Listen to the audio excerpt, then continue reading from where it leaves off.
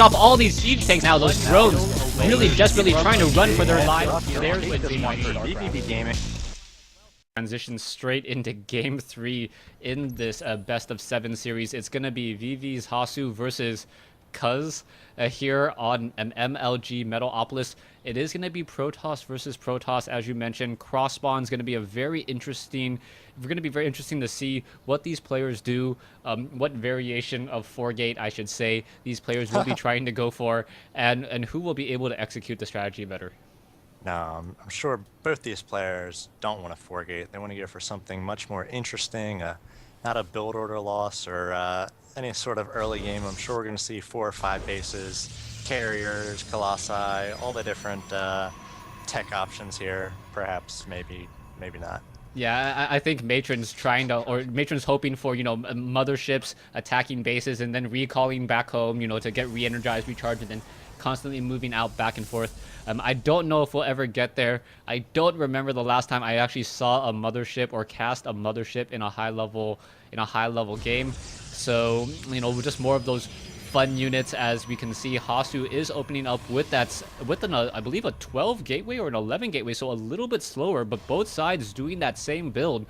And we'll see whether or not CuHz and Hasuu build a second pylon, or if they go for a cybernetics core first. That's very important upon the timing, being able to get that cybernetics core perhaps 10 to 15 seconds faster. It does slow down your economy, but it does allow for your stalkers to come in ever so slightly faster and then be able to deal a lot more damage. I don't like the positioning of CuHz's gateway here. I see a lot of times in standoffs with observers, low ground armies actually able to snipe gateways a little bit.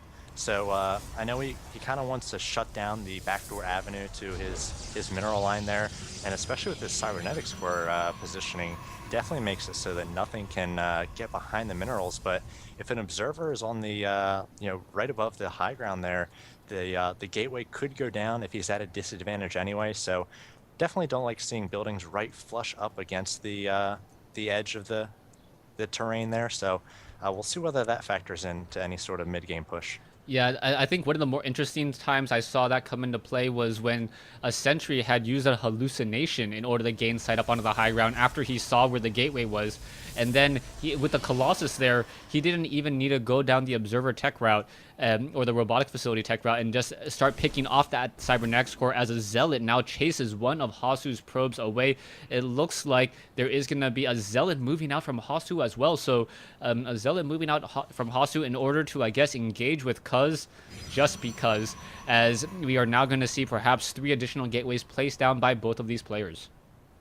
We've got 2 additional gateways for CuHz, so he's definitely going up to 3-gate. Hasuu really hasn't tipped his hand, so that actually makes me think he's more going for the 4-gate, as typically you add all those gateways at the same time. It would be right about now as well, so we'll see how he peaks up above 400 minerals in just a moment. And I mentioned motherships and things like that before. I'd settle for a warp prism. If I could see a warp prism in a PvP, I'd be happy. All right, well, maybe you should. We'll see if we can get White Raw in one of these games, as I'm sure he loves to use warp prism play. They're buffed.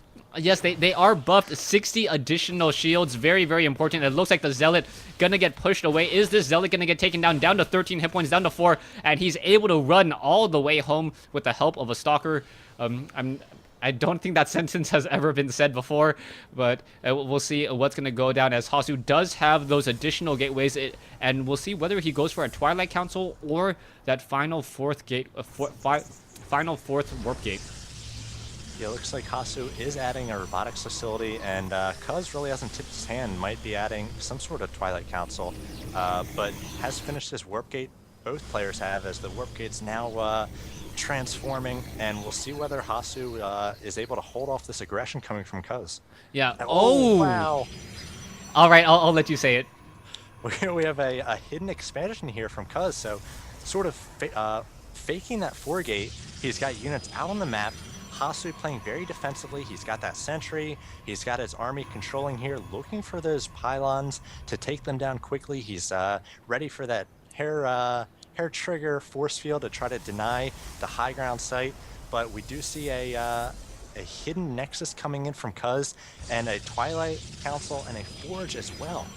So it looks like CuHz is going to be trying to go for a macro victory, or a tech victory and an upgrade victory with that Twilight Council, excuse me, and that Forge. Now, what's going to be important to see is whether or not Blink does get researched. Blink did get delayed, but instead he's going into a Dark Shrine, and I don't think the Dark Shrine is going to really work out for CuHz, as we already have a robotics facility in play for Hasuu. Hasuu going for that Immortal first, followed up with that Observer. He needs to get a lot more Observers in order to make sure that units don't simply walk inside his base, as Hasuu is running off of 3 production buildings, and now is a Nexus going to be coming in. That is going to be important.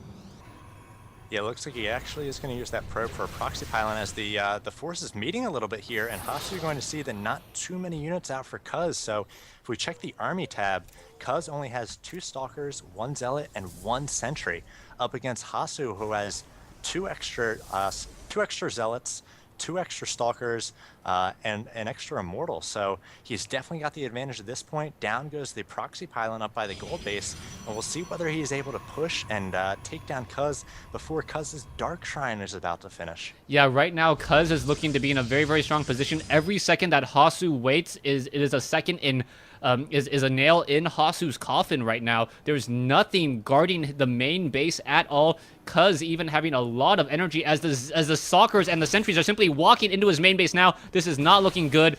Not quite sure what exactly is going on, as you can see him now sniping down the robotics facility, and the Zealots are finally trying to come in.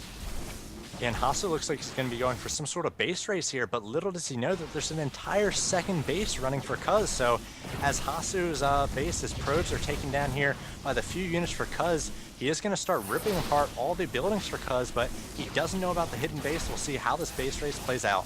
Yeah, this base race not looking good at all. There is 1 Immortal, and is Hasuu going to save up enough minerals? That is the key question. Hasuu needs to get up to 400 minerals. Otherwise, this is not going to be good. He's not going to be able to rebuild at all. Luckily, he does have an Observer here, so Hasuu will be able to keep track of this. Probes are getting taken down left and right. Sentries and Zealots now trying to run away once more, and this is going to be... all of a sudden, we're going to see both players, I guess, trying to spawn on the same side of the base, or essentially spawning on the same side of the map, but Hasuu is definitely in trouble. He still doesn't have enough minerals to warp in another Nexus. Well, I don't think he's thinking about a Nexus at this point. Maybe if he can get another pylon somewhere on the map. He did try to get all of his probes out, but a nice force field was able to do keep them from getting across the field. He just has these 4 probes running now, and he's got 1 probe with his army, so he needs to use that probe with his army to place down a pylon. He needs to be able to defend it as well. He does have an Observer, and he's actually got a bigger army than CuHz, so if he meets the army of CuHz head-on, he can crush it and then try to find the hidden base up here. So we'll see what he's able to do. He needs to keep these pylons alive and kicking, though. He's got 1 by the gold expansion, and he's got 2 in the base of CuHz. So CuHz trying to take down all the buildings in Hasu's main, as Hasuu desperately searching for the expansion of CuHz. Yeah, right now the only thing I would say to Hasuu is, Hasuu, know that assimilators have a lot more hit points for a lot less minerals if you were trying to go for a base race. Hasuu is being revealed because he doesn't have a Nexus, and that may be the issue. Without a Nexus, all of his pylons are currently on the map being shown, and he does not have any additional minerals. So what is Hasuu going to do? Hasuu is now going to be forced to try to push into the main base here. There is a Zealot from Hasuu, as the Zealots are going to try to go back and forth. There is level 1 weapons upgrade, and this is really going to come down to a race who will be able to come out ahead. Half of the army has to be split apart, and that's going to be really, really bad news, as probes are now going down as well. He needs to take down all of those Dark Templars, perhaps take down the pylons, and make sure that no reinforcements are able to come in at all. Hasuu needs to get these probes. He's placed down beautiful force fields. He's going to get all the probes. They will not be able to place down any more buildings. Somewhere CuHz does have 2 probes, so he's going to be able to place down a few more pylons. He's got 200 minerals left. Hasuu needs to keep his army next to these pylons, though, as CuHz's army is pushing out, trying to take down the pylons, and CuHz has an Immortal as well, made these DTs into Immortals. He knows there's an Observer out, and now it's kind of going to be a more traditional base race, as Hasuu lagging a little bit here, but Hasuu has to take down all the buildings in the main of CuHz and then get back out onto the map. CuHz just has to take down the remaining 3 pylons, so I think Hasuu definitely has his work cut out for him once this lag does subside.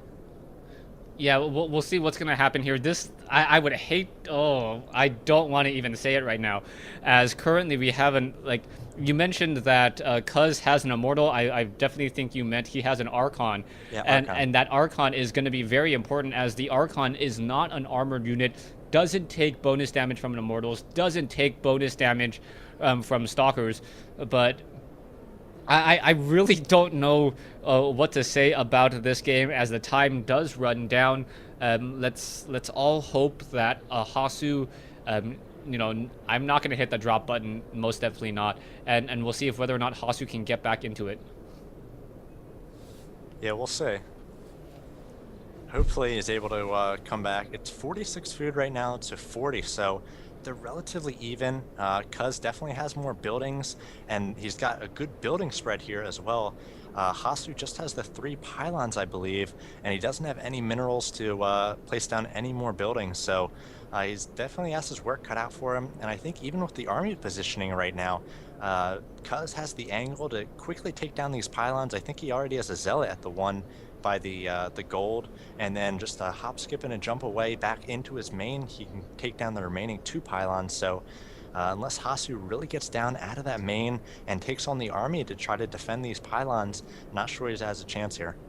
Yeah, I'm not quite so sure either. I think he really just needs to focus down onto the Nexus, like take down the Nexus, make sure that no additional units can be warped in, take down the pylon of the gateways, or of those warp gates, and then leave maybe 2 to 3, maybe 2 zealots behind, or zealot behind, in order to deal damage, in order to buy time while moving to defend those pylons. You got to remember, pylons only have 400 hit points.